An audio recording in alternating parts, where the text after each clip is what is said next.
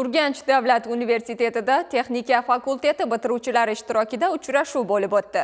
Ko'zlangan maqsad bitiruvchilarni bandligini ta'minlash va ularni mavjud imkoniyatlar bilan tanishtirishdan iborat. Mavzuni muxbirimiz davom ettiradi. Tadbirda O'zbekiston Janubiy Koreya qo'shma korxonasi, shuningdek, elektrotexnika mahsulotlari ishlab chiqarish hamda xizmat ko'rsatish yo'nalishida faoliyat yuritayotgan mahalliy korxonalar hamda kadastr agentligi viloyat boshqarmasi, O'zbekiston Milliy elektr tarmoqlari aksiyadorlik jamiyati Xorazm magistral elektr tarmoqlari filiali vakillari o'zlarida mavjud bo'sh ish o'rinlari haqida bitiruvchi yoshlarga batafsil ma'lumotlar berdilar. Ularni mehnat bozoriga tayyorlash va oliy ta'lim bilan ishlab chiqarish o'rtasidagi hamkorlikni yanada mustahkamlash masalalari muhokama etildi.